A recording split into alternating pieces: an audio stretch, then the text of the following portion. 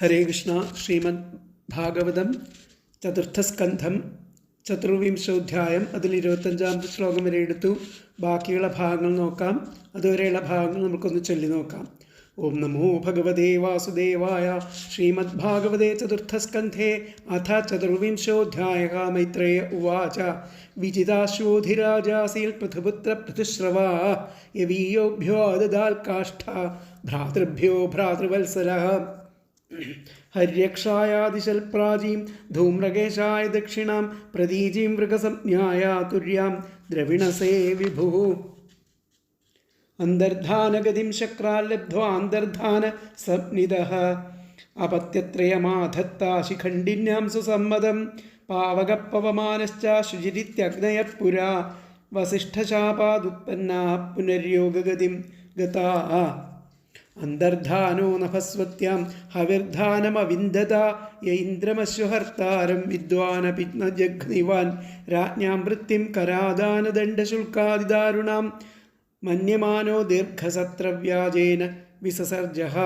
തത്രാപി ഹംസം പുരുഷം പരമാത്മാനമാത്മദൃക് യജംസ്തലോകതാമാപാകുശലേന സമാധിനാ ഹവിർധാനാദ്ധവിർധാനി വിതുരാസൂതഷഡ്സുതാൻ. ബർഹിഷദം ഗയം ശുക്ലം കൃഷ്ണം സത്യം ജിതവ്രതം. ബർഹിഷത്സു മഹാഭാഗോ ഹാവിർധാനി പ്രജാപതി. ക്രിയാകാണ്ഡേഷു നിഷ്ണാതോ യോഗേഷു ച കുരുദ്വഃ. യസ്യേദം ദേവയജനം അനുയജ്ഞം വിതന്വതഃ. പ്രാചീനാഗ്രൈഃ കുശൈരാസീദ് ആസ്ത്രിതം വസുധാതലം. സാമുദ്രീം ദേവദേവോക്താം ഉപയേമേ ശതദ്രുതിം യാം വീക്ഷ്യ ചാരു സർവാംഗീം കിശോരീം സുഷ്ഠ്വലങ്കൃതാം.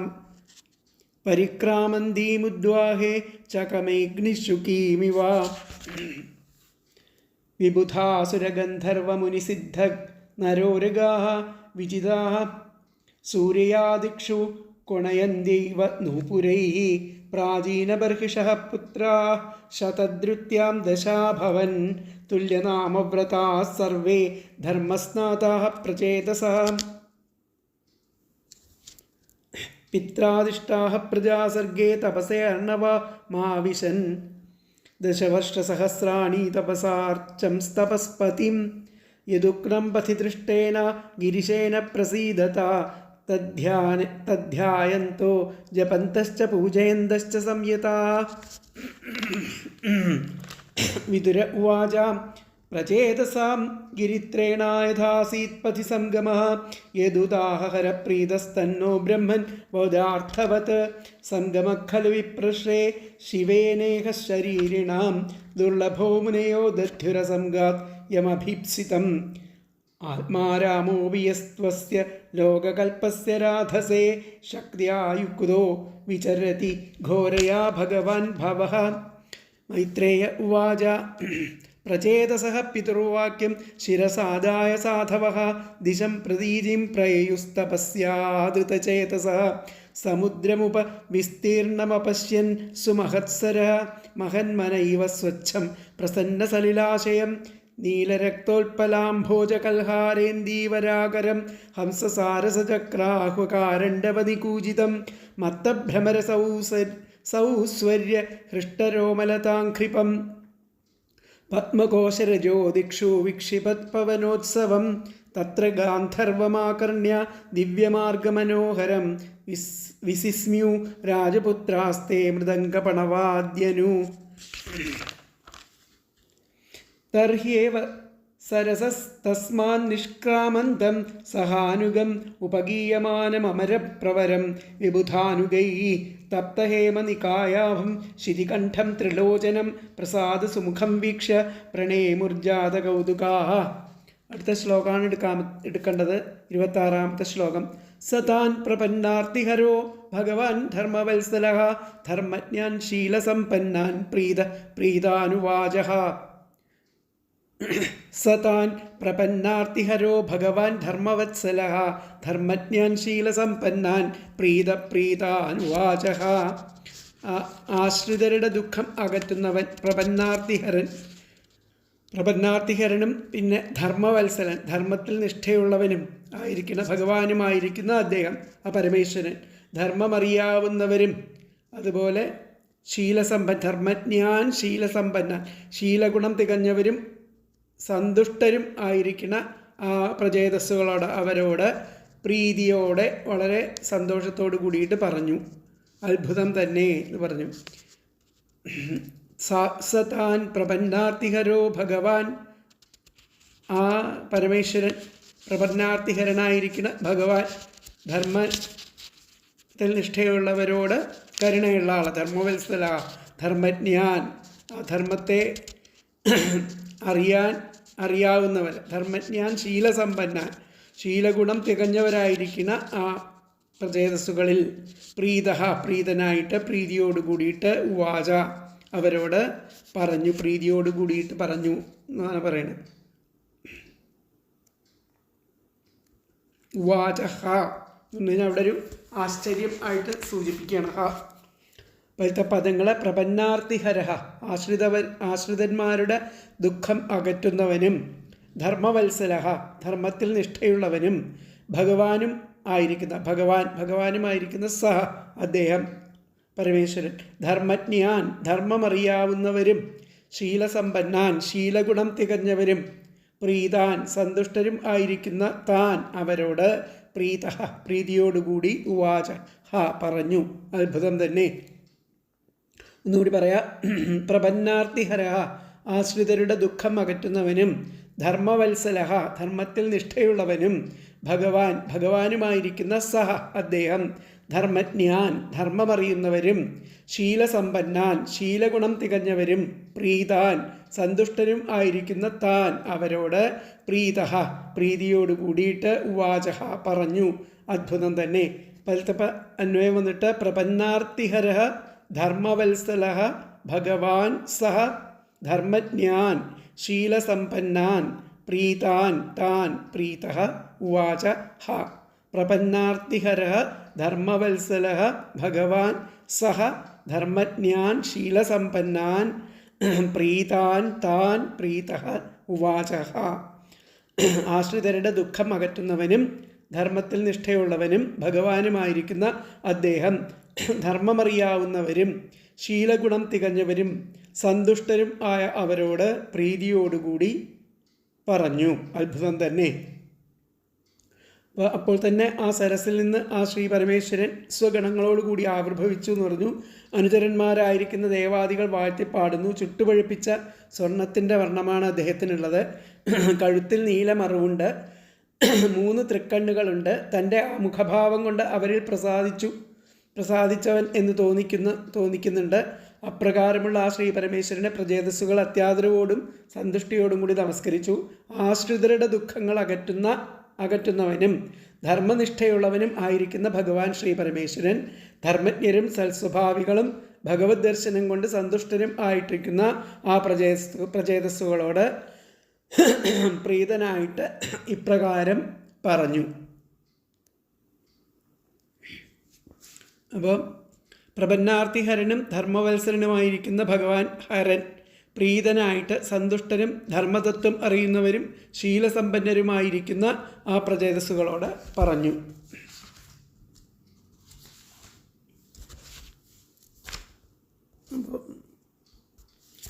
അപ്പോൾ ഗുരുവിൽ ഗുരുവാണെന്ന് തെളിയിക്കുവാൻ ഉപകരിക്കുന്ന അധർമ്മവും ശിഷ്യനിൽ ശിഷ്യനായി ഇരിപ്പാൻ ആവശ്യമായിരിക്കുന്ന ധർമ്മവും ഉണ്ടായിരുന്നാൽ മാത്രമേ ഉപദേശം സഫലമായിട്ട് വരികയുള്ളൂവെന്ന് ആ ഗുണങ്ങളെ വിവരിക്കുന്ന ആ ശരണം പ്രാപിച്ചവർക്ക് പരമാത്മസ്വരൂപത്തെ ഉപദേശിച്ച് സംസാരക്ലേശങ്ങളെ തീർക്കുവാനുള്ള സാമർഥ്യം ശ്രീ ശിവനുണ്ട്. പ്രചേതസ്സുകൾ ഭഗവാന്റെ പാദങ്ങളിൽ നമസ്കരിച്ച് ശരണം പ്രാപിക്കുകയും ചെയ്തിരിക്കുന്നു. അങ്ങനെ സംസാര ദുഃഖങ്ങളെ നശിപ്പിക്കുവാനുള്ള ശക്തി എങ്ങനെ ശിവനുണ്ടായി എന്ന് ആലോചിക്കുന്നുവെങ്കിൽ ജ്ഞാനം, വൈരാഗ്യം, ഐശ്വര്യം മുതലായിരിക്കുന്ന 6 ഗുണങ്ങൾ സ്വതവേ തന്നെയുള്ളതുകൊണ്ട് ശിവന് ഭഗവാൻ എന്ന സംജ്ഞ അന്വർത്ഥമാകുന്നു. ഈ ഗുണങ്ങൾ ഉണ്ടാവാൻ കാരണം ഭഗവതാരാധനാലക്ഷണം ആയിരിക്കുന്ന ധർമ്മത്തിൽ പ്രീതിയുള്ളവനായതുകൊണ്ടാണ് ആകുന്നു. അപ്പം ഭഗവതാരാധനാരൂപധർമ്മം തന്നെ രാജ്യാദി കർമ്മങ്ങളെക്കാൾ ശ്രേഷ്ഠം എന്ന അറിവും അതനുസരിച്ച് നടക്കുന്ന സ്വഭാവമുള്ളവരും ആകുന്നു പ്രചേതസ്സുകൾ. അപ്പോൾ ശിഷ്യധർമ്മം തികഞ്ഞിരിക്കുന്ന അവരുടെ ദർശനം ഭഗവാനും ഗുരുധർമ്മം തികഞ്ഞിരിക്കുന്ന പരമേശ്വരൻ്റെ ദർശനം പ്രചേതസ്സുകൾക്കും പ്രീതികരമായിട്ട് ഗുരുശിഷ്യ ആ സാധാരണ ധർമ്മം ഈ വിധം ആണെന്ന് ശാസ്ത്രങ്ങളിൽ പ്രസിദ്ധമാകുന്നു. അപ്പോൾ ഇതിലത്തെ വ്യാഖ്യാനം പറയാം. പ്രപന്നാർത്തിഹര ശിവ പ്രീത, പ്രപന്നാർത്തിഹരനായിരിക്കുന്ന ശിവൻ പ്രീതനായിട്ട് സൻ ധർമ്മജ്ഞാൻ, ആ ധർമ്മത്തെ അറിയുന്നവരും താൻ ആ പ്രചേതസ്സുകളോട് ധർമ്മത്തെ അറിയുന്നവരും ശീലസമ്പന്നരും സൗശീല ഗുണങ്ങളുള്ളവരുമായിരിക്കുന്ന ആ പ്രചേതസ്സുകളോട് ജഗാത പറഞ്ഞു എന്നുള്ളതാണ് ഇതിലത്തെ വ്യാഖ്യാനം. ഒന്നുകൂടി പറയാം. പ്രപന്നാർത്തിഹര ശിവ, ആശ്രിതന്മാരുടെ ആർത്തിയെ നശിപ്പിക്കുന്ന ആ ശിവൻ. പ്രപന്നാർത്തിഹര ശിവ പ്രീത, പ്രീതിയോടുകൂടിയിട്ട് സൻ ആ ധർമ്മജ്ഞരും അതുപോലെ സൗശീല ഗുണങ്ങളുള്ളവരുമായിരിക്കുന്ന പ്രചേതസ്സുകളോട് താൻ ജഗാത, അവരോട് പറഞ്ഞു. അപ്പം അന്വയം വന്നിട്ട് പ്രപന്നാർത്തിഹര ശിവ പ്രീത സൻ ധർമ്മജ്ഞായ താൻ ജഗാത എന്നാണ് വന്നിരിക്കുന്നത്. അപ്പോൾ അടുത്ത ശ്ലോകം നോക്കാം നമുക്ക്. 27. അപ്പം ഭഗവാൻ പറയുകയാണ്. ശ്രീരുദ്ര ഉവാച യൂയം വേദിഷദ പുത്ര വിദിതം വിസ്തികീർഷിതം അനുഗ്രഹായ ഭദ്രം വ ഏവം മേ ദർശനം കൃതം. യൂയം വേദിഷദ, അല്ലയോ നിങ്ങളെ വേദിഷദ, ബർഹിഷത്തിൻ്റെ പുത്രനാണ്. ബർഹിഷത്ത് എന്നുള്ളതിൻ്റെ സംസ്കൃത പദം സംജ്ഞ, അതിൻ്റെ അർത്ഥം ആണ് വേദിഷദ പുത്ര, ബർഹിഷത്തിൻ്റെ പുത്രനായിരിക്കുന്ന വിദിതം നിങ്ങൾ അറിയപ്പെടുന്നു. വിചികീർഷിതം, മനസ്സിൽ എന്തെന്നും അനുഗ്രഹായ, നിങ്ങളെ അനുഗ്രഹിപ്പാൻ വേണ്ടിയിട്ട്, ഭദ്രം വ, നിങ്ങളെ അനുഗ്രഹിക്കാൻ വേണ്ടിയിട്ട് നിങ്ങൾക്ക് മംഗളം ആശംസിക്കുന്നു. ഭദ്രം വ ഏവം മേ ദർശനം കൃതം, ഇങ്ങനെ ആ ദർശനം നൽകപ്പെട്ടിട്ട് ആ മംഗളം ആശംസിക്കുന്നു, നിങ്ങൾക്ക് മംഗളം ആശംസിക്കുന്നു. യൂയം വേദിഷദ പുത്രാഹ, നിങ്ങൾ ആ ബർഹിഷത്തിൻ്റെ പുത്രന്മാരാണെന്ന് വിദിതം അറിയപ്പെട്ടിട്ടുണ്ട്. വിസ്തികീർഷിതം, നിങ്ങളുടെ മനസ്സിൽ എന്താണെന്നുള്ളത് നമുക്കറിയാം. അതിനെ അനുഗ്രഹിക്കാനായിട്ട്, അനുഗ്രഹായ ഭദ്രം വ ഏവം മേ ദർശനം കൃതം, നിങ്ങളെ അനുഗ്രഹിക്കാനും നിങ്ങൾക്ക് ദർശനത്തിനും വേണ്ടിയിട്ടാണ് ഞാൻ വന്നിരിക്കുന്നത്. നിങ്ങൾക്കെല്ലാവർക്കും മംഗളം ഭവിക്കട്ടെ എന്നുള്ളതാണ് ശ്ലോകത്തിൻ്റെ അർത്ഥം. യൂയം വേദിഷദ പുത്ര വിദിതം വിസ്തികീർഷിതം അനുഗ്രഹായ ഭദ്രം വ ഏവം മേ ദർശനം കൃതം. അപ്പോൾ യൂയം നിങ്ങൾ, വേദിഷദ ബർഹിഷത്തിൻ്റെ പുത്രന്മാരാണെന്നും, വഹ നിങ്ങളുടെ, ചികീർഷിതം മനസ്സിൽ എന്തെന്നും, വഹ എന്ന് പറഞ്ഞാൽ നിങ്ങളുടെ, ചികീർഷിതം മനസ്സിൽ എന്തെന്നും, വിദിഷതം വിദിതം നിങ്ങളുടെ മനസ്സിൽ എന്തെന്നും, വിദിതം അറിയപ്പെട്ടു.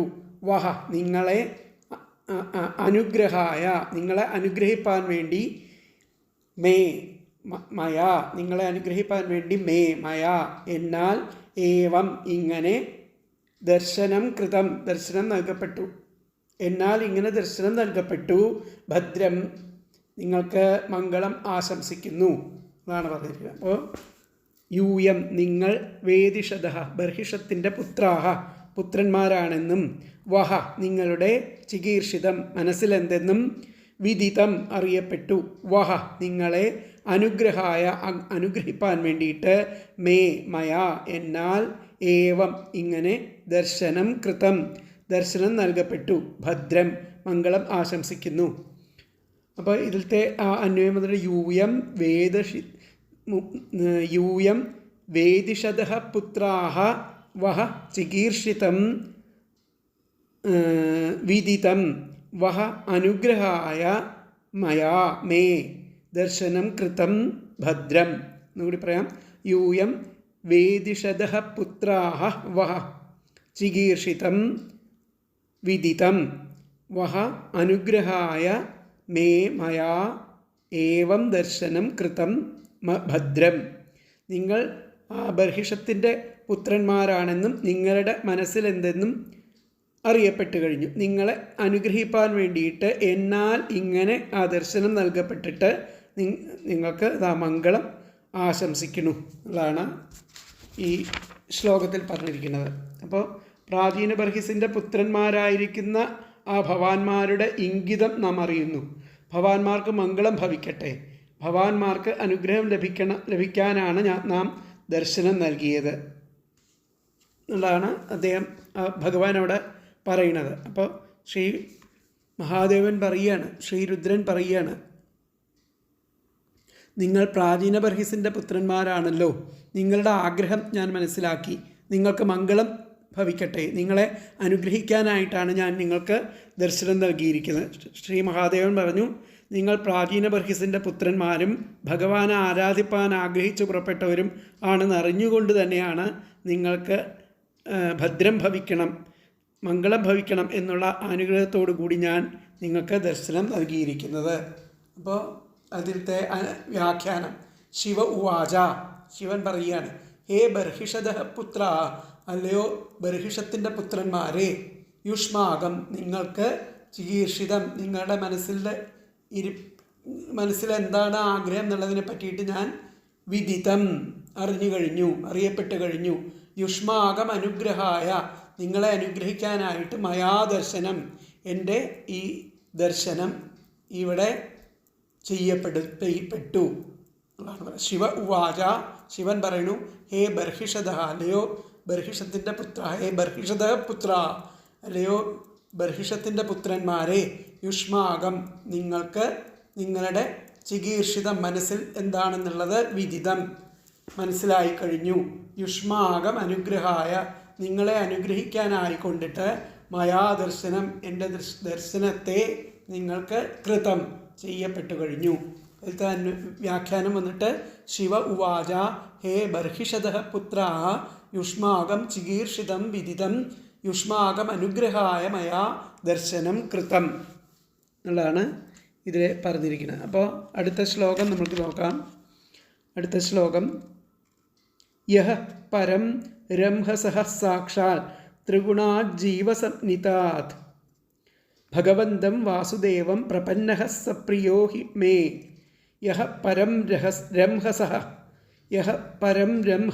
സാക്ഷാൽ ത്രിഗുണാജ്ജീവസംനിതാത് ഭഗവന്തം വാസുദേവം പ്രപന്നഃ സപ്രിയോ ഹി മേ.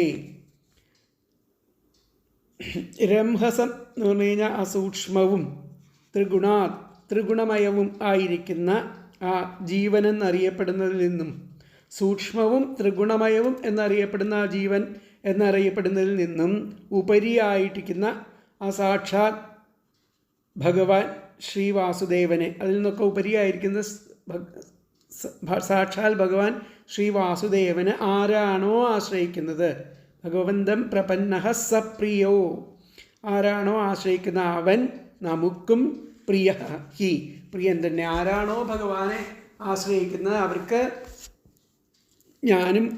എനിക്കും അവരോട് പ്രിയം തന്നെയാണ് ഉള്ളതെന്നർത്ഥം. യഹ പരം രംഹസഃ സാക്ഷാത്, ആരാണോ ആ പരമമായിരിക്കുന്ന ആ സൂക്ഷ്മവും സാക്ഷാത് ത്രിഗുണമയം ആയിരിക്കുന്ന ആ സംനിതാത്, ആ ജീവനെന്നറിയപ്പെടുന്നതിൽ നിന്നും ഉപരിയായിരിക്കുന്ന ആ ഭഗവാനായിരിക്കുന്ന സാക്ഷാത് ഭഗവാനായിരിക്കുന്ന ഭഗവന്തം വാസുദേവം, ആ വാസുദേവനെ, ഉപരിയായിരിക്കുന്ന സാക്ഷാൽ വാസുദേവനെ ആരാണോ ആശ്രയിക്കുന്നത്, പ്രപന്നഃ ആശ്രയിക്കുന്നത്, സഹ അവൻ, മേ നമുക്കും, പ്രിയ ഹി പ്രിയൻ തന്നെയാണല്ലോ, അവൻ നമുക്കും പ്രിയനാണ് ഉള്ളതാണ് പറഞ്ഞത്. യഹ പരം രംഹസഃ സാക്ഷാൽ ത്രിഗുണാജ്ജീവസംനിതാത് ഭഗവന്തം വാസുദേവം പ്രപന്നഃ സപ്രിയോ ഹി മേ.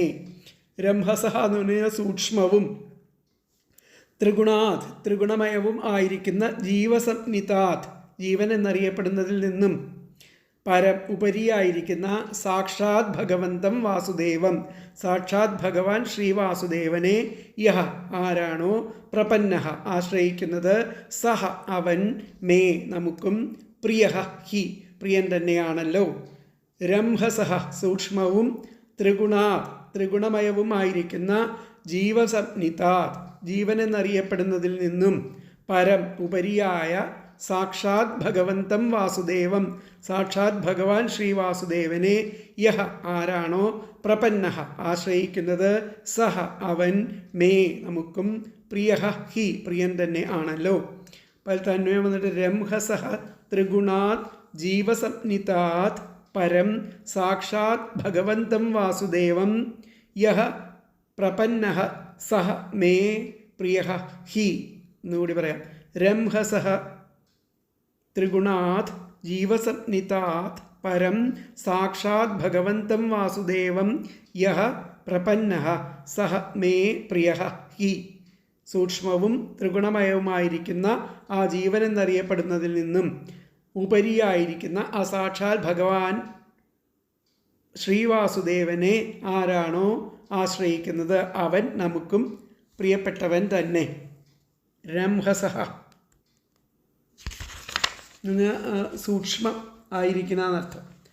അപ്പോൾ ഇവിടെ പറഞ്ഞിരിക്കുന്നത് സൂക്ഷ്മരൂപിയായിരിക്കുന്ന സൂക്ഷ്മരൂപത്തിലുള്ളതും ത്രിഗുണാത്മികയും ആയിരിക്കുന്ന ആ പ്രകൃതിയേക്കാളും ഉത്കൃഷ്ടനായിരിക്കുന്ന ഭഗവാൻ വാസുദേവനെ ആരാണോ ഉപാസിക്കുന്നത് ആ പുണ്യാത്മാവ് എനിക്കും പ്രിയൻ തന്നെ അതാണ് ഇതിൽ പറഞ്ഞിരിക്കുന്നത്.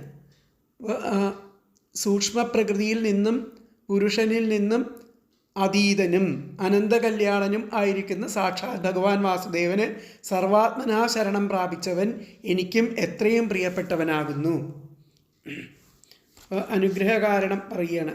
ഏതൊരുവൻ അതിസൂക്ഷ്മമായിരിക്കുന്ന കൂടസ്ഥനിൽ നിന്നും ത്രിഗുണാത്മകമായിരിക്കുന്ന ആ പ്രധാനത്തിൽ നിന്നും ജീവനിൽ നിന്നും വേറിട്ടിരിക്കുന്ന അശ്രദ്ധ സച്ചിദാനന്ദ സ്വരൂപമായിരിക്കുന്ന ഭഗവാൻ വാസുദേവനെ ഫലാകാംക്ഷ കൂടാതെ ശരണം പ്രാപിച്ചിരിക്കുന്നുവോ അവൻ എനിക്ക് പ്രിയനാകുന്നു എന്നാണ് പറയുന്നത്. ഇപ്പോഴത്തെ ആ വ്യാഖ്യാനം യോ വാസുദേവം പ്രപന്നഃ ആരാണോ വാസുദേവനെ ആശ്രയിച്ചിരിക്കുന്നത് സമേ പ്രിയ അവൻ എനിക്കും പ്രിയനാകുന്നു. വ്യാഖ്യാനം അത്രയേ ഉള്ളൂ. യോ വാസുദേവം പ്രപന്നഃ ആരാണോ ശ്രീ വാസുദേവനെ ആശ്രയിച്ചിരിക്കുന്നത് സമേ പ്രിയ അവൻ എനിക്ക് പ്രിയനാകുന്നു. അപ്പം ഇതിൽ തന്വയം യോ വാസുദേവം പ്രപന്നഃ സമേ പ്രിയ എന്നുള്ളതാണ് പറയുന്നത്. അപ്പം അടുത്ത ശ്ലോകം നമുക്ക് നോക്കാം. അടുത്ത ശ്ലോകം സ്വധർമ്മനിഷ്ഠാ ശതജന്മഭിഃ പുമാൻ വിരിഞ്ചതാമേതി തതഃപരം ഹിമാം അവ്യാകൃതം ഭാഗവതോऽഥ വൈഷ്ണവം പദം യഥാഹം വിബുധാഃ കലാത്യയേ. സ്വധർമ്മനിഷ്ഠ ശതജന്മഭിഃ പുമാൻ വിരിഞ്ചതാമേതി തതഃപരം ഹിമാം അവ്യാകൃതം ഭാഗവതോऽഥ വൈഷ്ണവം പദം യഥാഹം വിബുധാഃ കലാത്യയേ. സ്വധർമ്മത്തിൽ നിഷ്ഠയോട് കൂടിയിരിക്കുന്ന ആൾ, സ്വധർമ്മത്തിൽ നിഷ്ഠയോട് കൂടിയ മനുഷ്യൻ പുമാൻ 100 ജന്മങ്ങൾ കൊണ്ട് ശതജന്മഭി 100 ജന്മങ്ങൾ കൊണ്ട് ആ ബ്രഹ്മാവിൻ്റെ ആ പദവി പ്രാപിക്കുന്നു. തതഃ അതിലും അധികം ജന്മങ്ങളിലെ ആ സ്വധർമാനുഷ്ഠാനത്താൽ ബ്രഹ്മാവിൻ്റെ സ്വധർമാനുഷ്ഠാനത്താൽ പരം അതിലും ഉപരിയായിരിക്കുന്ന മാം നമ്മെയും പ്രാപിക്കുന്നു. അപ്പോൾ ഒരു ബ്രഹ്മാവിലും ഉപരിയായിരിക്കുന്ന ആളാണ് ശ്രീ ഭഗവാൻ. അപ്പോൾ ഭഗവാനെ പ്രാപിക്കുന്നു എന്നർത്ഥം. ഭാഗവതഃ ഹി ആ ഭാഗവതോത്തമൻ അങ്ങനെയുള്ള ഭാഗവതോത്തമനാകട്ടെ നാമും വിവിധാഹ മറ്റു ദേവന്മാരും അങ്ങനെയുള്ള ഭാഗവതോത്തമനാകട്ടെ നാമും വിബുധാഹ മറ്റു ദേവന്മാരും കൃത്യനിർവഹണാനന്തരം അദ്ദേഹത്തിൻ്റെ ആ കൃത്യങ്ങളുടെ നിർവഹണാനന്തരം എപ്രകാരമോ അപ്രകാരം ആ ശരീരനാശം വരുമ്പോൾ പെട്ടെന്ന് ആ കാര്യാതീതം ആയിരിക്കുന്ന ആ പരമപദമായിരിക്കുന്ന ആ വൈഷ്ണവപദത്തെ പ്രാപിക്കുന്നു. അങ്ങനെയുള്ള ഭാഗവതോത്തമന്മാർ ആകട്ടെ മാം നമ്മെയും പ്രാപിക്കുന്നു. അങ്ങനെയുള്ള ഭാഗവത സ്വധർമാനുഷ്ഠാനത്തിൽ നിഷ്ഠയുള്ള അങ്ങനെയുള്ള അവർ എന്താണ് ബ്രഹ്മാവിൻ്റെ പദവിയിലെത്തുന്നു. അങ്ങനെ ബ്രഹ്മാവിൻ്റെ പദവിയിൽ നിന്നും വീണ്ടും അദ്ദേഹത്തിൻ്റെ സ്വധർമാനുഷ്ഠാനത്താൽ ഭാഗവതോത്തമന്മാരായിട്ട് തീരണം. അങ്ങനെയുള്ള ഭാഗവതോത്തമനാകട്ടെ നാമും ഭാഗവതോത്തമനാകട്ടെ നാം എന്ന് പറഞ്ഞു കഴിഞ്ഞാൽ ശിവൻ പരമേശ്വരനും മറ്റു ദേവന്മാരും, അങ്ങനെയുള്ള ഭാഗവതോത്തമന്മാരിൽ ആ പരമേശ്വരനും മറ്റു ദേവന്മാരും ഒക്കെ അനുഗ്രഹിച്ചിട്ട് ആ കൃത്യനിർവഹണാനന്തരം അവരുടെ കൃത്യനിർവഹണങ്ങൾക്ക് ശേഷം അവർ എപ്രകാരമാണോ അപ്രകാരം ആ ശരീരനാശം വരുമ്പോൾ പെട്ടെന്ന് ആ കാര്യാതീതമായിരിക്കുന്ന, അപ്പോൾ ഈ കാര്യങ്ങൾക്കൊക്കെ അതീതമായിരിക്കുന്ന വൈഷ്ണവം പദം, ആ വൈഷ്ണവ പദത്തിലേക്ക് അവർ പ്രാപിക്കണു എന്നർത്ഥം. അപ്പോൾ അതിലത്തെ പദങ്ങൾ നോക്കാം. സ്വധർമ്മനിഷ്ഠ, സ്വധർമ്മത്തിൽ നിഷ്ഠയോടുകൂടിയ പുമാൻ മനുഷ്യൻ, ശതജന്മഭി 100 ജന്മങ്ങൾ കൊണ്ട് വിരിഞ്ചതാം ബ്രഹ്മാവിൻ്റെ പദവി ഏതി പ്രാപിക്കുന്നു. തതഹ അതിലും അധികം ജന്മങ്ങളിലെ ആ സ്വധർമാനുഷ്ഠാനത്തിൻ്റെ സ്വധർമാനുഷ്ഠാനത്താൽ എന്നുള്ളതിനാണ് അവിടെ തതഹ എന്ന് പ്രയോഗിച്ചിരിക്കുന്നത്. അതിലും അധികം ജന്മങ്ങളിലെ സ്വധർമാനുഷ്ഠാനത്താൽ പരം അതിലും ഉപരിയായിരിക്കുന്ന മാം നമ്മെയും പ്രാപിക്കുന്നു, അവർ പിന്നെ നമ്മെ പ്രാപിക്കുന്നു. അപ്പോൾ അങ്ങനെയുള്ള ഭാഗവതഹി ഭാഗവതോത്തമനാകട്ടെ, എന്നാൽ ഭാഗവതോത്തമനായിട്ടുള്ള ആൾ അഹം, ഭാഗവതോത്തമനും ഞാനും വിബുധാഹ മറ്റു ദേവന്മാരും, ഈ 3 പേരും എല്ലാവരും തന്നെ കലാത്തിയെ അവരവരുടെ കൃത്യനിർവഹണാനന്തരം, ഞങ്ങളൊക്കെ നമ്മളുടേതായിരിക്കുന്ന കൃത്യനിർവഹണാനന്തരം എന്തുണ്ടാവണു? യഥാ എപ്രകാരമോ അപ്രകാരം ശരീരനാശം വരുമ്പോൾ, നമ്മളുടെ ആ ശരീരത്തിന് നാശം വരുമ്പോൾ കാര്യാതീതമായിരിക്കുന്ന വൈഷ്ണവം പദം പെട്ടെന്ന് തന്നെ അവ്യാകൃതം, അഥ ശരീരനാശം വരുമ്പോൾ അവ്യാകൃതം ആ കാര്യാതീതമായിരിക്കുന്ന വൈഷ്ണവം പദം, വൈഷ്ണവ പദത്തെ പ്രാപിക്കുന്നു. എല്ലാവരും ആ വൈഷ്ണവ പദത്തെയാണ് പ്രാപിക്കുന്നതെന്നർത്ഥം. അപ്പോൾ സ്വധർമ്മനിഷ്ഠ, സ്വധർമ്മത്തിൽ നിഷ്ഠയോടുകൂടിയ പുമാൻ മനുഷ്യൻ, ശതജന്മഭി 100 ജന്മങ്ങൾ കൊണ്ട് വിരിഞ്ചതാം ബ്രഹ്മാവിൻ്റെ പദവി ഏതി പ്രാപിക്കുന്നു. തതഹ അതിലും അധികം ജന്മങ്ങളിലെ സ്വധർമാനുഷ്ഠാനത്താൽ പരം അതിലും ഉപരിയായിരിക്കുന്ന മാം നമ്മെയും പ്രാപിക്കുന്നു. ഭഗവതഃ ഹി ഭാഗവതോത്തമനാകട്ടെ അഹം ഭാഗവതോത്തമനും നാമും എന്ന് പറഞ്ഞു കഴിഞ്ഞാൽ ശിവനും പരമേശ്വരനും പിന്നെയോ വിബുധാഹ മറ്റു ദേവന്മാരും അവരവരുടെ കലാത്യയെ നിർവഹണാനന്തരം നമ്മളുടേതായിരിക്കുന്ന ആ നിർവഹണങ്ങൾക്ക് ശേഷം യഥാ എപ്രകാരമോ അപ്രകാരം ആ ശരീരനാശം വരുമ്പോൾ തന്നെ, ഇതുപോലെ തന്നെ നമ്മളുടെയൊക്കെ ശരീരനാശം വരുമ്പോൾ പെട്ടെന്ന് അവ്യാകൃതം കാര്യാതീതമായിരിക്കുന്ന വൈഷ്ണവം പദം, വൈഷ്ണവ പദത്തെ പ്രാപിക്കുന്നു. ഒന്നുകൂടി പറയാം. സ്വധർമ്മനിഷ്ഠ സ്വധർമ്മത്തിൽ നിഷ്ഠയോടുകൂടിയ പുമാൻ മനുഷ്യൻ ശതജന്മഭി 100 ജന്മങ്ങൾ കൊണ്ട് വിരിഞ്ചതാം ബ്രഹ്മാവിൻ്റെ പദവി ഏതി പ്രാപിക്കുന്നു. തതഹ അതിലും അധികം ജന്മങ്ങളിലെ സ്വധർമാനുഷ്ഠാനത്താൽ പരം അതിലും ഉപരിയായിരിക്കുന്ന മാം നമ്മെയും പ്രാപിക്കുന്നു, എൻ്റെ അടുത്തെത്തുന്നു അർത്ഥം. ഭാഗവത ഹി ഭാഗവതോത്തമന്മാരാകട്ടെ ഉത്തമനാകട്ടെ അഹം അതുപോലെ ഞാനും വിബുധാഹ മറ്റു ദേവന്മാരും, അതായത് ബ്രഹ്മാദി ദേവന്മാരും എന്നർത്ഥം. കലാത്യയെ അവരവരുടെ കൃത്യനിർവഹണാനന്തരം യഥാ എപ്രകാരമാണമോ തഥാ അപ്രകാരം തന്നെ ആ ശരീരനാശം വരുമ്പോൾ പെട്ടെന്ന് അവ്യാകൃതം കാര്യാതീതമായിരിക്കുന്ന വൈഷ്ണവം പദം, വൈഷ്ണവ പദത്തെ പ്രാപിക്കുന്നു. ഇതിലത്തെ അന്വയം വന്നിട്ട് സ്വധർമ്മനിഷ്ഠാഹ പുമാൻ ശതജന്മഭി വിരിഞ്ചതാം ഏതി തതഃ പരം മാം ഭാഗവതഃ ഹി അഹം വിബുധാഃ കലാത്യേ യഥാ തഥാ അഥ അവ്യാകൃതം വൈഷ്ണവം പദം എന്നും കൂടി പറയാം. സ്വധർമ്മനിഷ്ഠ പുമാൻ ശതജന്മഭി വിരിഞ്ചതാം ഏതി തതഃ പരം മാം ഭാഗവതഃ ഹി അഹം വിബുധാഃ കലാത്യേ യഥാ തഥാ അഥ അവ്യാകൃതം വൈഷ്ണവം പദം. അതായത് സ്വധർമ്മത്തിൽ നിഷ്ഠയോട് കൂടിയിരിക്കുന്ന മനുഷ്യൻ 100 ജന്മങ്ങൾ കൊണ്ട് ആ ബ്രഹ്മാവിൻ്റെ പദവി പ്രാപിക്കുന്നു. അതിലും അധികം ജന്മങ്ങളിലെ സ്വധർമാനുഷ്ഠാനത്താൽ അതിലും ഉപരിയായിരിക്കുന്ന നമ്മെയും പ്രാപിക്കുന്നു.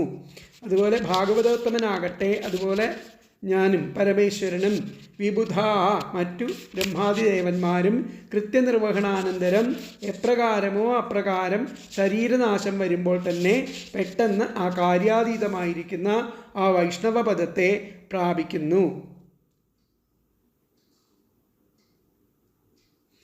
അപ്പോൾ ഇവിടെ സ്വധർമാനുഷ്ഠാനത്തിലൂടെ മനുഷ്യന് 100 ജന്മം കൊണ്ട് ബ്രഹ്മത്വം പ്രാപിക്കാം. അതിലും അധികം ജന്മകാലം സ്വധർമ്മം അനുഷ്ഠിച്ചാൽ നമ്മുടെ പദവി ലഭിക്കും. നമ്മുടെ പദവി ഭഗവാന്റെ പദവി ലഭിക്കും. എന്നാൽ ഭാഗവതോത്തമനായിരിക്കുന്ന ഒരാൾ ക്ഷണനേരം കൊണ്ട് വൈഷ്ണവ പദവി നേടുന്നു. നാമും ബ്രഹ്മാവും ദേവന്മാരും ഞങ്ങൾക്ക് അനുവദിച്ച കാലത്തിന് ശേഷമേ ആ വൈഷ്ണവ പദവി നേടുന്നുള്ളൂ. അങ്ങനെയും പറയുന്നുണ്ട്. അപ്പോൾ ഭാഗവതോത്തമനായിരിക്കുന്ന ആൾക്ക് ക്ഷണനേരം കൊണ്ട് വൈഷ്ണവ പദവി കിട്ടും. നേരെ മറിച്ച് പരമേശ്വരനും ബ്രഹ്മാദി ദേവന്മാരും ആയിരിക്കുന്ന ഞങ്ങൾക്ക് അനുവദിച്ചിരിക്കുന്ന അങ്ങനെയുള്ള നാമും ബ്രഹ്മാവും ദേവന്മാരും ഞങ്ങൾക്ക് അനുവദിച്ചിരിക്കുന്ന കാലത്തിന് ശേഷം മാത്രമേ ആ വൈഷ്ണവ പദവി നേടുന്നുള്ളൂ. ഭാഗവതോത്തമന്മാരായ ഭഗവാന്മാർ എനിക്ക് ഭഗവാനെ പോലെ തന്നെ പ്രിയപ്പെട്ടവരാണ്. അത് അടുത്ത ശ്ലോകത്തിൽ പറയും. അപ്പോൾ ഈ ശ്ലോകത്തിൻ്റെ ഇതിൽ പറയുന്നത് സ്വധർമ്മനിഷ്ഠയുള്ള പുരുഷൻ 100 ജന്മങ്ങൾ കൊണ്ട് ബ്രഹ്മാവിൻ്റെ സ്ഥാനം പ്രാപിക്കുന്നു. അതിലും പുണ്യം ഉള്ളവൻ എൻ്റെ സ്ഥാനം നേടുന്നു. അങ്ങനെ പരമഭാഗവത ആകട്ടെ ദേഹാവസാനത്തിൽ പ്രപഞ്ചാതീതവും ഭഗവാനെ സംബന്ധിച്ചതുമായിരിക്കുന്ന സ്ഥാനം പ്രാപിക്കുന്നു. അപ്പോൾ അനുഗ്രഹ കാരണം പറയുകയാണ്. ഏതൊരുവൻ അത് പറഞ്ഞു. അനുഗ്രഹ കാരണം പറഞ്ഞു. ശ്രീവാസുദേവൻ ബ്രഹ്മാദികളെക്കാൾ ഉത്കൃഷ്ടൻ ആണെന്ന് കാണിച്ചുകൊണ്ടാണ് പറയുന്നത്. ശ്രീവാസുദേവൻ ബ്രഹ്മാദികളെക്കാൾ ഉത്കൃഷ്ടനാണെന്ന് കാണിച്ചുകൊണ്ട് ഭക്തന്മാരുടെ മഹാത്മ്യത്തെ ബോധിപ്പിക്കുന്നു. സ്വവർണാശ്രമ ധർമ്മത്തെ യഥാവിധി നടത്തുന്ന മനുഷ്യൻ 100 ജന്മം അങ്ങനെ കഴിയുമ്പോൾ ആ ബ്രഹ്മലോകം പ്രാപിക്കുന്നു. ആ വിധം ധർമ്മനിഷ്ഠയില്ലാതിരുന്നതിനാൽ അത്ര കാലം കൊണ്ടും ആ സ്ഥാനം ലഭിക്കുകയില്ലെന്ന് സാരം. അതിനേക്കാൾ അധികരിച്ച പുണ്യാതിശയത്താൽ പിന്നെ ശ്രീഹരിയെ പ്രാപിക്കുന്നു, എന്നെ പ്രാപിക്കുന്നു. ശ്രീവാസുദേവൻ്റെ ആ ഭക്തനോ അവൻ്റെ ആ ശരീരനാശത്തിൽ ഞാനും മറ്റുള്ള ദേവന്മാരും ഞങ്ങളുടെ കാലാവസാനത്തിൽ എന്ന പോലെ ഭക്തന്മാർക്ക് ആ ഒരു ജന്മം കൊണ്ട് തന്നെ ആ വൈഷ്ണവ പദവി നേടാൻ. നേരെ മറിച്ച് നമ്മൾക്ക് നമ്മളുടെ ആ അവസാനം എത്തുമ്പോൾ ശ്രീ വൈകുണ്ഠ ലോകത്തെ പ്രാപിക്കുന്നു. അപ്പോൾ ഇതിലത്തെ വ്യാഖ്യാനം നോക്കാം. സ്വധർമ്മനിഷ്ഠ പുമാൻ, സ്വധർമ്മത്തെ അനുഷ്ഠിക്കുന്ന മനുഷ്യൻ, ശതജന്മഭിർ ബ്രഹ്മാണം, 100 ജന്മങ്ങളെ കൊണ്ട് ബ്രഹ്മത്വം പ്രാപിക്കുന്നു. ബ്രഹ്മാണം യാതി, ബ്രഹ്മാവിനെ പ്രാപിക്കും. തതോ മാം, അതുപോലെ അത്രയും ജന്മം വീണ്ടും ആ സ്വധർമ്മം അനുഷ്ഠിക്കുമ്പോൾ മാം, എന്നെയും പ്രാപിക്കുന്നു. തതഹ, അതിനുശേഷം പരം വൈഷ്ണവം പദം, അതിനുശേഷം കുറേ ജന്മത്തെ വീണ്ടും ഉള്ള ആ അനുഷ്ഠാനങ്ങളെ കൊണ്ട് ആ പരമമായിരിക്കുന്ന വൈഷ്ണവ പദം പ്രാപിക്കുന്നു, വൈഷ്ണവ പദത്തെ പ്രാപിക്കുന്നു എന്നർത്ഥം. അപ്പോൾ സ്വധർമ്മനിഷ്ഠ പുമാൻ ശതജന്മഭിർ ബ്രഹ്മാണം യാതി. സ്വധർമ്മനിഷ്ഠ കൊണ്ട് ആ മനുഷ്യൻ 100 ജന്മങ്ങളെ കൊണ്ട് ആ ബ്രഹ്മപദവിയെ പ്രാപിക്കുന്നു. തതോ മാം, അതിനുശേഷം എന്നെ പ്രാപിക്കുന്നു. തതഹ, അതിനും ശേഷം പരമമായിരിക്കുന്ന വൈഷ്ണവ പദത്തെ പ്രാപിക്കുന്നു. അപ്പോൾ സ്വധർമ്മനിഷ്ഠ പുമാൻ ശതജന്മഭിർ ബ്രഹ്മാണം യാതി തതോ മാം തതപ്പരം വൈഷ്ണവം പദം എന്നുള്ളതാണ് അതിലത്തെ അവ്യാഖ്യാനം. അപ്പോൾ അടുത്ത ശ്ലോകം നമുക്ക് നോക്കാം. അഥ ഭാഗവതായൂയം പ്രിയാഃ സ്ഥ ഭഗവാൻ യഥാ ന മദ്ഭാഗവതാനാം ച പ്രയാൻ അന്യോസ്തി കർഹിചിൽ. അഥ ഭാഗവതായൂയം പ്രിയാഃ സ്ഥ ഭഗവാൻ യഥാ ന മദ്ഭാഗവതാനാം ച പ്രയാൻ അന്യോസ്തി കർഹിചിൽ. അപ്പോൾ പിന്നെ ആ ഭാഗവതോത്തമന്മാരായിരിക്കുന്ന നിങ്ങൾ ആ ഭഗവാനെപ്പോലെ നമുക്കും പ്രിയനാണ്. ഭാഗവതന്മാരായിരിക്കുന്ന നിങ്ങൾ ഭഗവാനെപ്പോലെ തന്നെ നമ്മൾക്ക് പ്രിയപ്പെട്ടവരാണ്.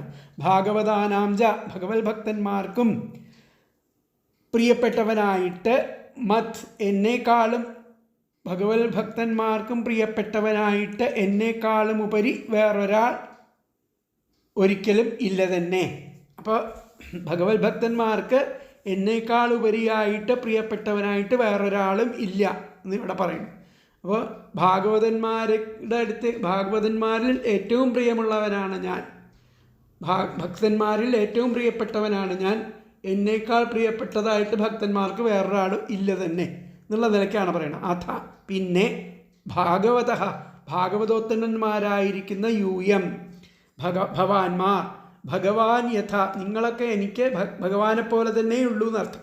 പിന്നെ ഭാഗവതോത്തമന്മാരായിരിക്കുന്ന യൂയം ഭവാന്മാർ ഭഗവാൻ യഥ ഭഗവാനെ പോലെ തന്നെ നമുക്കും പ്രിയാഹസ്ഥ പ്രിയപ്പെട്ടവരാ. ഭഗവാനെ പോലെ ഭഗവാനോട് എത്ര പ്രിയമുണ്ടോ അത്രയും പ്രിയം നിങ്ങളോടും എനിക്കുണ്ടെന്നർത്ഥം. ഭാഗവതാനാം ഭഗവത് ഭക്തന്മാർക്കും പ്രേയാൻ ഭക്തന്മാർക്കാകട്ടെ അവർക്കും പ്രിയപ്പെട്ടവനാണ് ഞാൻ. പ്രേയാൻ പ്രിയപ്പെട്ടവനായിട്ട് മത് എന്നേക്കാളുപരി അന്യഹ വേറെ ഒരാൾ കർഹിജിൽ ഒരിക്കലും ന അസ്തി ഇല്ല തന്നെ, ഒരിക്കലും ഇല്ല തന്നെ.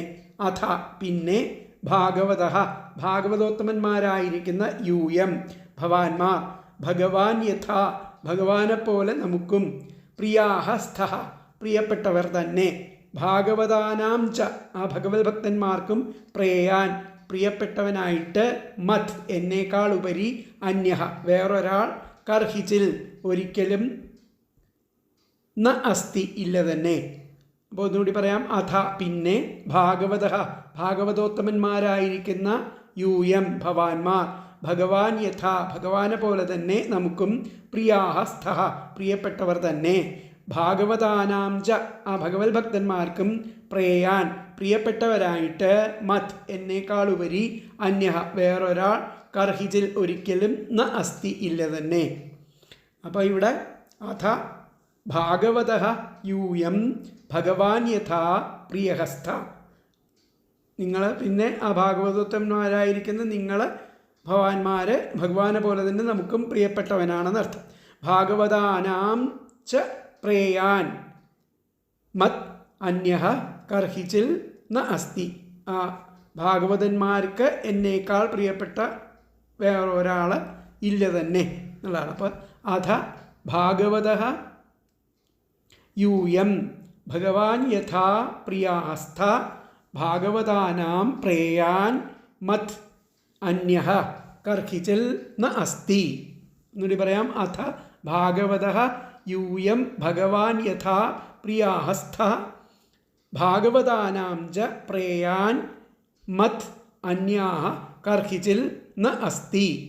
പിന്നെ ആ ഭാഗവതോത്തമന്മാരായിരിക്കുന്ന ഭവാന്മാർ ഭഗവാനെപ്പോലെ നമുക്കും പ്രിയപ്പെട്ടവർ തന്നെ. ഭഗവത് ഭക്തന്മാർക്കും പ്രിയപ്പെട്ടവനായിട്ട് എന്നേക്കാളുപരി വേറൊരാൾ ഒരിക്കലും ഇല്ല തന്നെ. അതാണ് ഇവിടെ പറഞ്ഞിരിക്കുന്നത്. ഭാഗവതോത്തമന്മാരായിരിക്കുന്ന ഭവാന്മാർ എനിക്ക് ആ ഭഗവാനെ പോലെ തന്നെ പ്രിയപ്പെട്ടവരാണ്. അതുപോലെ ആ ഭാഗവതോത്തമന്മാർക്ക് എന്നേക്കാൾ പ്രിയപ്പെട്ടവനായിട്ട് വേറെ ആരും ഇല്ലതാനും. ഇത്രയും ആ ഭക്തിയുടെ വിശേഷണം ആയിട്ടാണ് ആ പരമേശ്വരനെ അവർ കാണുന്നത്. അതുകൊണ്ട് ആ ഏറ്റവും ഇഷ്ടപ്പെട്ട ദേവനാണ് ഈ ഭക്തന്മാർക്ക് ഹരൻ, ആ പരമേശ്വരൻ അർത്ഥം. അപ്പോൾ അതിനാൽ പരമഭാഗവതന്മാരായ നിങ്ങൾ ഭഗവാൻ എന്ന പോലെ എനിക്ക് അത്യന്തം പ്രിയപ്പെട്ടവരാകുന്നു. ഭക്തന്മാർക്കും അങ്ങനെ എന്നിൽ നിന്ന് അന്യനായിട്ട് ആരും വേറെ പ്രിയപ്പെട്ടവനായിട്ടില്ല എന്നുള്ളതാണ് ഈ ശ്ലോകത്തിൻ്റെ അർത്ഥം. അപ്പോൾ ഇവിടെ പറഞ്ഞിരിക്കുന്നത് നിങ്ങൾ ഭഗവത് ഭക്തന്മാരായതുകൊണ്ട് ഭഗവാന് എന്ന പോലെ എൻ്റെ പ്രിയപ്പെട്ടവരാകുന്നു. ഭഗവത് ഭക്തന്മാർക്കും എന്നേക്കാൾ പ്രിയം മറ്റാരെയും ഒരു കാലത്തും ഇല്ലെന്നതും സുപ്രസിദ്ധമാകുന്നു. ഞാൻ നിങ്ങളെ എന്ന പോലെ നിങ്ങൾ എന്നെയും സർവാത്മന സ്നേഹിച്ചു കൊള്ളണം എന്ന് സാരം. അന്യോന്യ വിശ്വാസ സ്നേഹബന്ധമാണ് ഗുരുശിഷ്യഭാവത്തെ ഉറപ്പിക്കുന്നതെന്ന് സൂചിപ്പിച്ചിരിക്കുന്നു. അന്യോന്യ വിശ്വാസ സ്നേഹബന്ധമാണ് ഗുരുശിഷ്യഭാവത്തെ ഉറപ്പിക്കുന്നതെന്ന് സൂചിപ്പിച്ചിരിക്കുകയാണ് ഇവിടെ ചെയ്യുന്നത്. അപ്പോൾ ഇതിലത്തെ വ്യാഖ്യാനം വന്നിട്ട് യൂയം ഭഗവത് പ്രിയാഹ നിങ്ങൾ ഭഗവത് പ്രിയന്മാരെ അതോ മേ പ്രിയ അതുകൊണ്ട് തന്നെ അവർ എനിക്ക് പ്രിയൻ ആണ് പ്രിയാഹസ്ത പ്രിയപ്പെട്ടവരും ആണ്. അധേദം അപ്പോൾ അതാണ് ഇതിൽ പറഞ്ഞിരിക്കുന്നത്. യൂയം നിങ്ങൾ ആകട്ടെ ഭഗവത് പ്രിയാഹ ഭഗവാന് പ്രിയപ്പെട്ടവരാണ്. അതുകൊണ്ട് അതോ മേ അതുകൊണ്ട് തന്നെ എനിക്കും നിങ്ങൾ പ്രിയപ്പെട്ടവരാകുന്നു. മേ പ്രിയാഹസ്ഥ. അതിലത്തെ വ്യാഖ്യാനം വന്നത് യൂയം ഭഗവത് പ്രിയാഹ അതോ മേ പ്രിയാഹ സ്ഥ അത്രേ പറഞ്ഞിട്ടുള്ളൂ. യൂയം ഭഗവത് പ്രിയാഹ അതോ മേ പ്രിയാഹ സ്ഥ എന്നുള്ളതാണ് അതിലത്തെ പറഞ്ഞിരിക്കുന്നത്. അപ്പോൾ ആ ഭാഗവതത്തിലെ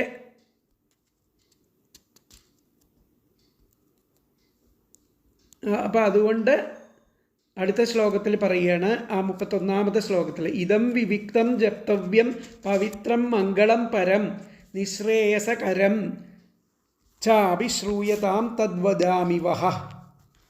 ഇതം വിവിക്തം ജപ്തവ്യം.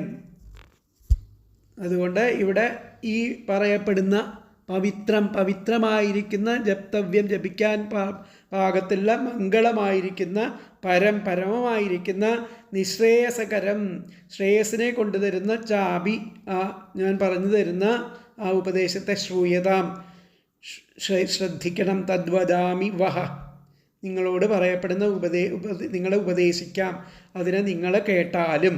ഇതം വിവിക്തം ജപ്തവ്യം പവിത്രം മംഗളം പരം നിശ്രേയസകരം ചാപി ശ്രൂയതാം തദ്വദാമി വഹ.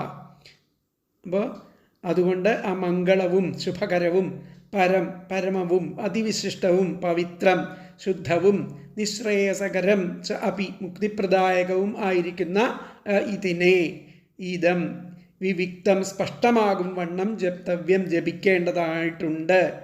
തത് അത് ഭവാന്മാർക്ക് വദാമി ഉപദേശിക്കാം, ശ്രൂയതാം കേട്ടാലും. ഇതിലത്തെ പദങ്ങൾ മംഗളം ശുഭകരവും പരം അതിവിശിഷ്ടവും പവിത്രം പരിശുദ്ധവും നിശ്രേയസകരം ച അപി മുക്തിപ്രദായകവും പോലുമായ ഇതം ഇതിനെ വിവിക്തം സ്പഷ്ടമാം വണ്ണം ജപ്തവ്യം ജപിക്കേണ്ടതായിട്ടുണ്ട്. തത് അത് വഹ ഭവാന്മാർക്ക് വദാമി ഉപദേശിക്കാം, ശ്രൂയതാം കേട്ടാലും. അപ്പോൾ ഒന്നും കൂടി പറയാം. മംഗളം ശുഭകരവും പരം അതിവിശിഷ്ടവും പവിത്രം പരിശുദ്ധവും നിശ്രേയസകരം ച അപി മുക്തിപ്രദായകവും പോലുമായിരിക്കുന്ന ഇതം ഇതിനെ വിവിക്തം സ്പഷ്ടമാം വണ്ണം ജപ്തവ്യം ജപിക്കേണ്ടതായിട്ടുണ്ട്. തത് അത് വഹ ഭവാന്മാർക്ക് വദാമി ഉപദേശിക്കാം, ശ്രൂയതാം കേട്ടാലും. ഇപ്പോഴത്തെ അന്വയം വന്നിട്ട് മംഗളം പരം പവിത്രം നിശ്രേയസകരം ച അപി ഇതം വിവിക്തം ജപ്തവ്യം തത് വഹ വദാമി ശ്രൂയതാം. മംഗളം പരം പവിത്രം നിശ്രേയസകരം ച അപി ഇദം വിവിക്തം ജപ്തവ്യം തത് വഹ വദാമി ശ്രൂയതാം. ശുഭകരവും അതിവിശിഷ്ടവും പരിശുദ്ധവും മുക്തിപ്രദായകവും ആയിരിക്കുന്ന ഇതിനെ സ്പഷ്ടമാം വണ്ണം ഇവിടെ ജപിക്കേണ്ടതായിട്ടുണ്ട്. അത് ഭവാന്മാർക്ക് ഞാൻ ഉപദേശിക്കാം, കേട്ടാലും എന്നുള്ളതാണ് പറയുന്നത്.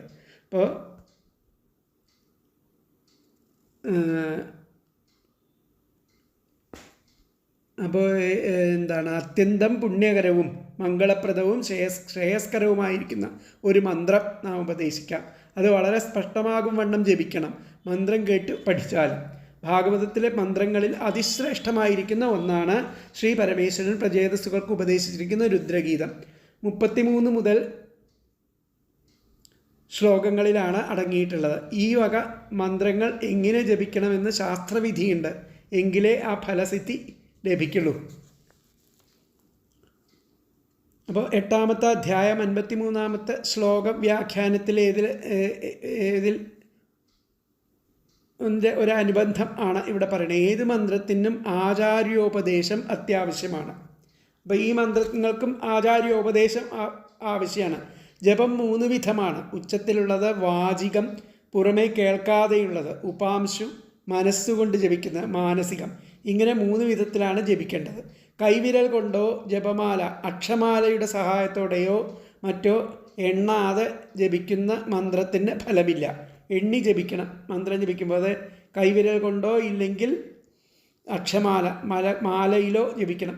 അസംഖ്യതാം തു യജ്ഞപ്തം സർവം തന്നിഷ്ഫലം. എത്ര ജപിച്ചാലും അസംഖ്യതാം തു യജ്ഞപ്തം അല്ല യജ്ഞത്തല്ല അസംഖ്യാതം തു യജ്ജപ്തം അസംഖ്യാതം തു യജ്ജപ്തം അസംഖ്യമായിട്ടുള്ള ഇത് എത്ര ജപിച്ചായിട്ടും സർവം അതെല്ലാം തന്നെ തന്നിഷ്ഫലം അതിന് ഒരു ഫലവും ഭവേത് ലഭിക്കില്ല എന്നുള്ള അങ്കിരസിൻ്റെ സ്മൃതിയിൽ പറയുന്നുണ്ട്. ഒന്നുകൂടി പറയാം, അസംഖ്യാതം തു യജ്ജപ്തം സർവം നിഷ്ഫലം ഭവേത്. പഠിച്ചു വെച്ചോളൂ. അസംഖ്യാതം തു യജ്ജപ്തം സർവം തന്നിഷ്ഫലം ഭവേത് എന്ന് അങ്കിരസ് അദ്ദേഹത്തിൻ്റെ സ്മൃതിയിൽ പറയുന്നത്. ശംഖസ്മൃതി പ്രകാരം കുശ വിരിച്ച് അതിലിരുന്ന് കുശ കൊണ്ടുള്ള ഉത്തരീയവും പവിത്രവും ധരിച്ച് കിഴക്കോട്ടോ സൂര്യൻ അഭിമുഖമായിട്ടോ അക്ഷമാലയോടുകൂടി ഇരുന്ന് ദേവതാധ്യാനത്തോടു കൂടിയിട്ട് വേണം ജപിക്കുവാൻ. പ്രാങ്മുഖ സൂര്യാഭിമുഖോ വാക്ഷമാലാമുപാദായ ദേവതാധ്യായീ ജപം കുര്യാത്. ശങ്കരസ്മൃതിയിൽ പറയുന്നുണ്ട്. ഇരിപ്പിനെയും മറ്റും സംബന്ധിച്ച് വേറെയും അനേകം വിധികളുണ്ട്. കൂർമ്മപുരാണ പ്രകാരം ജപത്തിനിടയ്ക്ക് സംസാരിക്കുകയോ അങ്ങോട്ടും ഇങ്ങോട്ടും നോക്കുകയോ തല കുലുക്കുകയോ പല്ല് പുറത്ത് കാണിക്കുകയോ ഒന്നും അരുത്. ഇതിലും ഇരിപ്പും മറ്റും ആ ശംഖസ്മൃതി പോലെ തന്നെ പറയുന്നു. പ്രാക്കൂലേഷു സമാസീനഃ കുശേഷു പ്രാങ്മുഖ ശുചി തിഷ്ഠംശ്ച വീക്ഷമാണോർക്കം ജപം കുര്യാത് സമാഹിതഃ സ്ഫാടികേന്ദ്രാക്ഷരുദ്രാക്ഷൈഃ ഉത്രജീവസമുദ്ഭവൈഃ കർത്തവ്യാത്വക്ഷമാലാ സ്യാദുത്തരാദുത്തമാ സ്മൃത ജപകാലേ ന ഭാഷേത നാന്യാനി പ്രേക്ഷയേത് ബുധഃ. ആരും നോക്കരുത്, ആരോടും സംസാരിക്കരുത് എന്നർത്ഥം. ന കമ്പയേത് ശിരോഗ്രീവം ദന്താൻ നൈവ പല്ല് കടിക്കാൻ പാടില്ല എന്നൊക്കെയാണ് ആദ്യം പറഞ്ഞില്ലേ. പല്ല് കടിക്കാൻ പാടില്ല, മനസ്സ് വെച്ചിട്ട് ജപിക്കണം എന്നർത്ഥം. തലയിൽ കൈ വയ്ക്കാൻ പാടില്ല എന്നൊക്കെ പറഞ്ഞില്ലേ. തല കുലുക്കുക ആണ്. കമ്പയെ ശിരോഗ്ര തല കുലുക്കുക, ദന്താൻ പല്ല് കടിക്കുക, ദന്താൻ നൈവ പ്രകാശയിൽ ഇങ്ങനെ കൂർമ്മപുരാണത്തിൽ അതിനെപ്പറ്റി പറയുന്നത്. ശുചിത്വമുള്ള സ്ഥലത്ത് ഏകാന്തതയിൽ ഏകാഗ്രതയോടെ മാത്രമേ ജപിക്കാവൂ എന്നും അല്ലാത്ത പക്ഷം ജപഫലം രാക്ഷസരും മറ്റും അപഹരിക്കുമെന്നും കൂർമ്മപുരാണത്തിൽ പറയുന്നുണ്ട്. അല്ലാതെ ജപിക്കുന്നതിൻ്റെയൊക്കെ ഫലം രാക്ഷസന്മാരാണ് കൊണ്ടുപോകുക. അപ്പോൾ വളരെ ശ്രദ്ധയോട് കൂടിയിട്ട് വേണം ഇത്തരത്തിലുള്ള ഉപദേശ മന്ത്രങ്ങൾ നമ്മൾ ഉപാസിക്കാൻ എന്നുള്ളതാണ് ഇവിടെ പറയുന്നത്. അപ്പോൾ അതിനാൽ ആ പരിശുദ്ധവും പരമമംഗളപ്രദവും ആയിരിക്കുന്ന ഈ സ്തോത്രം വിജനതയിൽ ജപിക്കുക. നിത്യാനന്ദമായിരിക്കുന്ന ആ സ്തോത്രം നിങ്ങൾക്ക് ഞാൻ ഉപദേശിക്കാം, കേട്ടുകൊള്ളുക എന്നുള്ളതാണ് പറയുന്നത്. അപ്പോൾ നിങ്ങൾ പ്രിയന്മാരായതുകൊണ്ടാണ് നിങ്ങൾക്ക് അഹിതോപദേശം ചെയ്യാൻ ഞാൻ വന്നിരിക്കുന്നത്. ഇതിനെ നിങ്ങൾ ജപിക്കുവിൻ. രാഗാദിദോഷങ്ങളെ തീർത്ത് ഭഗവത് പ്രസാദത്തെ പ്രാപിപ്പാനുള്ള യോഗ്യതയെ അന്ധകരണത്തിനുണ്ടാക്കി തീർക്കും. ആ അഭ്യാസകാലത്തു തന്നെ ഭഗവത് ദർശനജന്യവും അനുഭവസ്വരൂപവുമായിരിക്കുന്ന മംഗളം സിദ്ധിക്കും. അവസാനത്തിൽ ആ മോക്ഷത്തെയും സാധിപ്പിക്കും. അത്രയും ശ്രേഷ്ഠകരമായിരിക്കുന്ന മന്ത്രമാണിത്. അതിനെ നിങ്ങൾക്ക് ഉപദേശിക്കാം, മനസ്സിരുത്തി കേട്ടുകൊള്ളുവിൻ എന്നുള്ളതാണ് പറയുന്നത്. അപ്പോൾ ഇതിലത്തെ ആ വ്യാഖ്യാനം വന്നിട്ട് അഥേദം സ്തോത്രം മയാ, അപ്രകാരമുള്ള ആ സ്തോത്രത്തെ മയാ വക്ഷ്യമാണം, ഞാൻ പറഞ്ഞു തരാം, അതിനെ ശ്രൂയതാം കേട്ടാലും. അഥേദം സ്തോത്രം, അപ്രകാരമുള്ള ആ സ്തോത്രത്തെ മയാ എന്നാൽ വക്ഷ്യമാണം പറയപ്പെടാം, അതിനെ ശ്രൂയതാം കേട്ടാലും. ഇപ്പോൾ ഇതിലത്തെ വ്യാഖ്യാനം വന്നിട്ട് അഥേദം സ്തോത്രം മയാ വക്ഷ്യമാണം ശ്രൂയതാം ഇങ്ങനെ പറഞ്ഞിട്ട് ആണ് ശ്ലോകങ്ങൾ, ആ ഉപദേശങ്ങൾ തുടങ്ങുന്നത്. അത് നമുക്ക് അടുത്ത ക്ലാസ്സിലെടുക്കാം. ഹരേ കൃഷ്ണ.